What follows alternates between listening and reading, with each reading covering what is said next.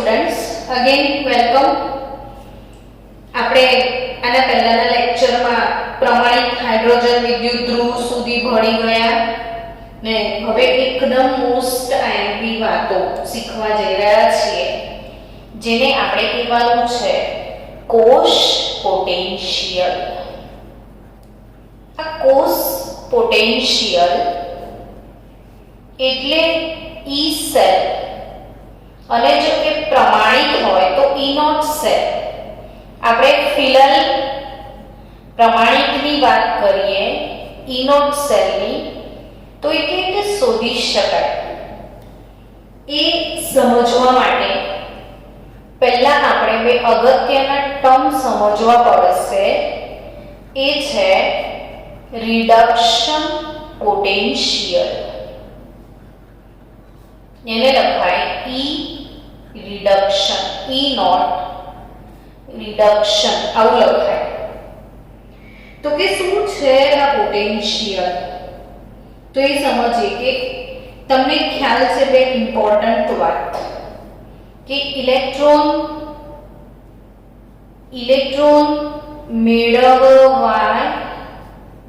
મેળવાય તો એ શું કહેવાય? રિડક્શન. ઇલેક્ટ્રોન ગુમાવાય તો એ શું કહેવાય? ઓક્સિડેશન. હવે સમજો કે જેટલી પણ ધાતુઓ આપણી પાસે છે, જેમ કે ઝિંક છે, મેગ્નેશિયમ છે, પોટેશિયમ છે, સોડિયમ છે, આ દરેકે દરેક ધાતુ ઇલેક્ટ્રોન ગુમાવે છે એ વાત નક્કી, બરાબર? પણ શું દરેકની ઇલેક્ટ્રોન ગુમાવવાની જે તાકાત છે એ સરખી છે? તો ના, એ સરખી નથી. દરેકની ઇલેક્ટ્રોન ગુમાવવાની વૃત્તિ અથવા દરેકે દરેક વિદ્યુત ધ્રુવની ઇલેક્ટ્રોન મેળવવાની વૃત્તિ, આ બંનેમાં બહુ જ ડિફરન્સ છે. ઇલેક્ટ્રોન ગુમાવવાની વૃત્તિ અને ઇલેક્ટ્રોન મેળવવાની વૃત્તિ, આ બંને વૃત્તિમાં બહુ ડિફરન્સ છે. દરેક ધાતુની કેપેસિટી જુદી જુદી છે. એટલે અહીંયા વ્યાખ્યા આવડી જશે હવે તમને કે ભાઈ રિડક્શન પોટેન્શિયલ એટલે શું? તો કે રિડક્શન પોટેન્શિયલ એટલે વિદ્યુત ધ્રુવોની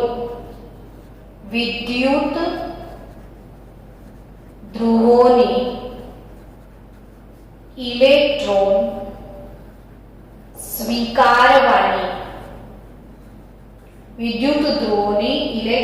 સ્વીકારવાની વૃત્તિની સાપેક્ષ તીવ્રતા. સાપેક્ષ કેમ? તો કે હંમેશા ઇલેક્ટ્રોન મેળવવાની કે ઇલેક્ટ્રોન ગુમાવવાની વૃત્તિ છે એ અન્યની સરખામણીમાં શોધવાની હોય છે. જેમ કે ક્લાસના 95 માર્ક્સ આવ્યા છે કોઈ બાળકના, તો એ સરસ છે એવું ક્યારે કહેવાય?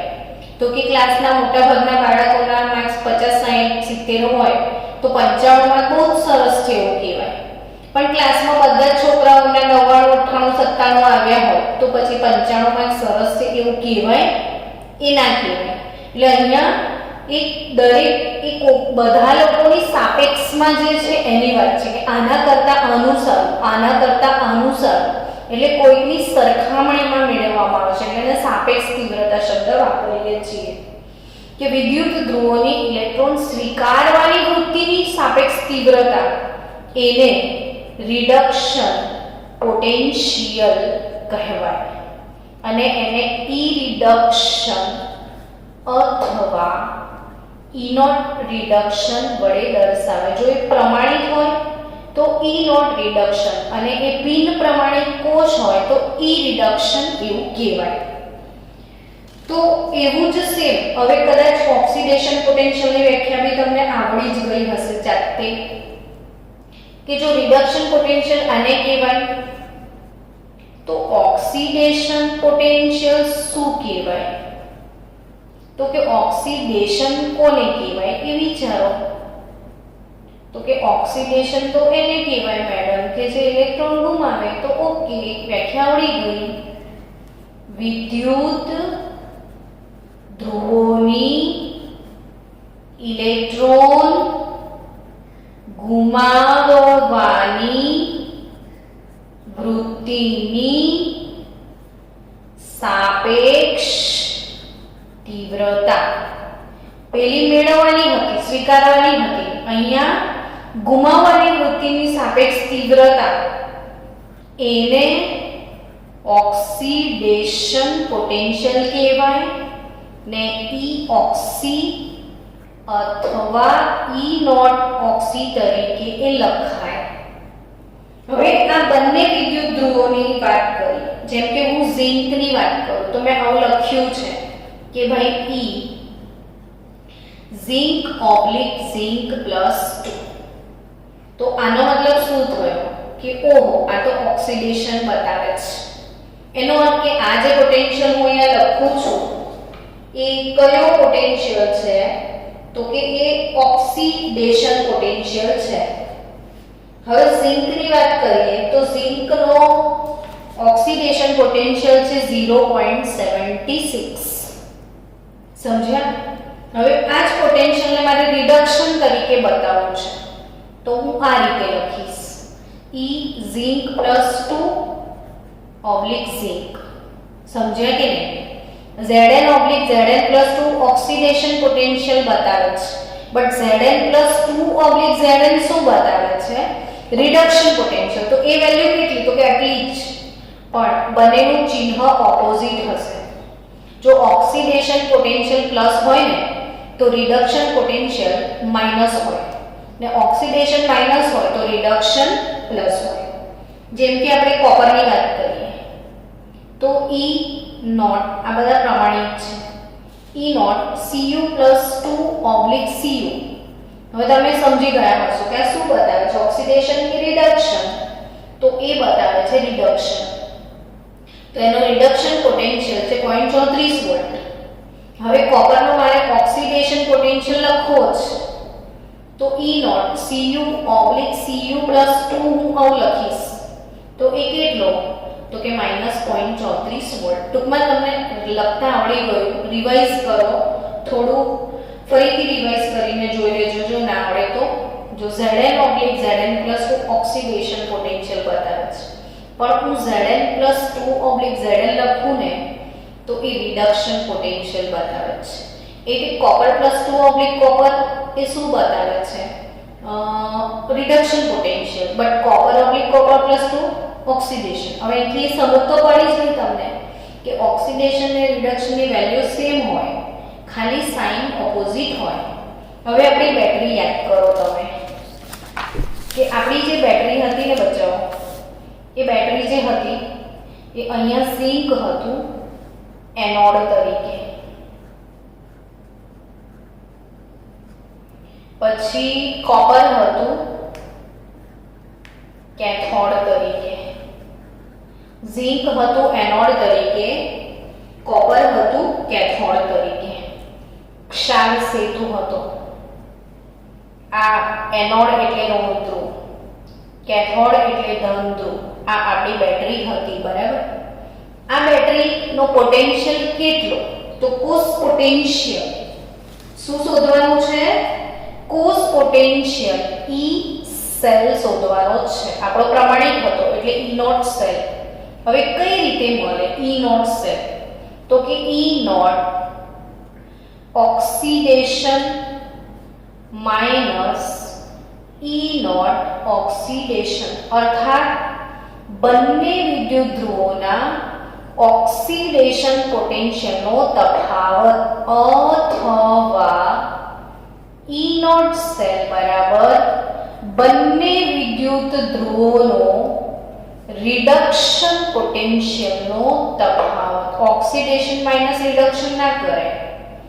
આ બંનેના ઓક્સિડેશન લીધા હોય તો બંનેના ઓક્સિડેશન લેવાના, ને જો બંનેના રિડક્શન લેતા હોય તો બંનેના રિડક્શન જ લેવાના. પણ જો તમે ઓક્સિડેશન વાપરો તો એનોડ માઈનસ કેથોડ લખાય, ને રિડક્શન વાપરો તો કેથોડ માઈનસ એનોડ લખાય. રિડક્શન કેથોડ પર થાય તો રિડક્શન વાપરો તો કેથોડ માઈનસ એનોડ, ને ઓક્સિડેશન વાપરો તો એનોડ માઈનસ કેથોડ. બટ આપણે IUPAC એ નક્કી કર્યું છે કે આમાં શું દરેક બાળકની ઈચ્છા અલગ અલગ હોય. કોઈકને એમ થાય મેં એનોડ લઈને ગણું, કોઈકને એમ થાય મેં કેથોડ લઈને ગણું. એટલે જુદા જુદા લોકો જુદું જુદું ગણતરી કરે, પણ બધાની ગણતરી યુનિફોર્મ જ રહે, એક સરખી જ રહે. એના માટે આપણે કેથોડને સ્ટાન્ડર્ડ તરીકે લઈ લીધો. એટલે IUPAC ઓલવેઝ કોઈ બી ગણતરી કરે ને તો રિડક્શનથી જ કરશે. એટલે આપણે રિડક્શનથી કરીએ. હવે રિડક્શન કેથોડ. કેથોડ કોણ હતો આપણી બેટરીમાં? તો કે E naught Cu+2 / Cu minus E naught anode કોણ? તો ઝિંક +2 / ઝિંક. હવે એમ ના કહેતા કે અહીંયા ઝિંક / ઝિંક +2 કેમ ના લખ્યું? તો કે આપણે ઓક્સિડેશન વાપરતા તો એ લખતા, પણ આપણે શું વાપરી રહ્યા છે? રિડક્શન. તો બંનેનો રિડક્શન જ લેવાનો. આનો બી રિડક્શન ને આનો બી રિડક્શન જ આવે. એટલે કેથોડ માઈનસ એનોડ થઈ ગયું. હવે આપણે કોપરનો કેટલો લખ્યો તો થોડી વાર પહેલા? તો કોપરનો પોટેન્શિયલ કેટલો હતો? Copper +2 / copper 0.34 volt. એટલે આ પોટેન્શિયલ તમને હતો 0.34 વોલ્ટ હતો. માઈનસ ઝિંકનો કેટલો હતો? તો -0.76 હતો.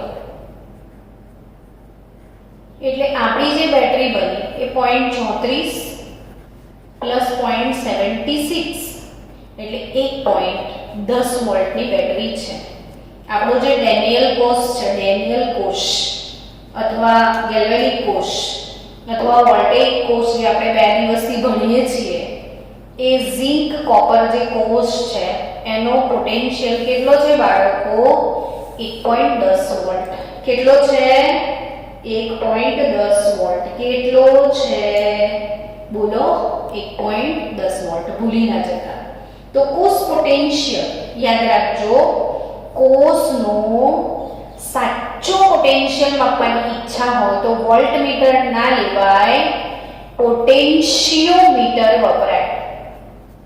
કોઈ પણ રાસાયણિક કોષનો સાચો પોટેન્શિયલ માપવાનું સાધન કયું? પોટેન્શિયોમીટર. એમીટર તો વિદ્યુત પ્રવાહ માપવાનું સાધન છે. આપણે પોટેન્શિયલ માપવો છે તો કયું સાધન વાપરીશું? પોટેન્શિયોમીટર. યાદ રહ્યું?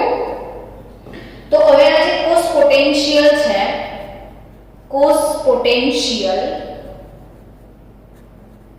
એની વ્યાખ્યા લખી દઈએ કે કોષ પોટેન્શિયલની વ્યાખ્યા શું આવે? તો કોષ પોટેન્શિયલની વ્યાખ્યા છે કે બંને વિદ્યુત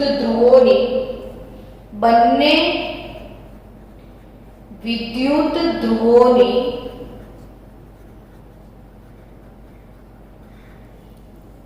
ઇલેક્ટ્રોન મેળવવાની કે ગુમાવવાની, આપણે શું વાત કરી? ઓક્સિડેશન કે રિડક્શન, બેમાંથી કંઈ પણ લઈ શકાય. બંને વિદ્યુત ધ્રુવોની ઇલેક્ટ્રોન મેળવવાની કે ગુમાવવાની વૃત્તિની સાપેક્ષ તીવ્રતા નો તફાવત. સાપેક્ષ તીવ્રતાનો તફાવત એટલે E0 reduction minus E0 reduction anode અથવા oxidation minus oxidation anode minus cathode. એને કોષ પોટેન્શિયલ કહેવાય. તો કોષ પોટેન્શિયલની વ્યાખ્યા શું છે? કે બંને વિદ્યુત ધ્રુવોની ઇલેક્ટ્રોન મેળવવાની કે ઇલેક્ટ્રોન ગુમાવવાની વૃત્તિની સાપેક્ષ તીવ્રતાના તફાવતને કોષ પોટેન્શિયલ કહેવામાં આવે છે. તો તમે સમજી ગયા હશો કે કોષ પોટેન્શિયલ શું છે. તો હવે આપણે નેક્સ્ટ લેક્ચરની અંદર કોષ પોટેન્શિયલ બેટરીનું નિર્માણ કેવી રીતે થાય એના દાખલા કાલે ગણીશું. તો કાલે આપણે કોષ પોટેન્શિયલના દાખલાથી લેક્ચરની શરૂઆત કરીશું.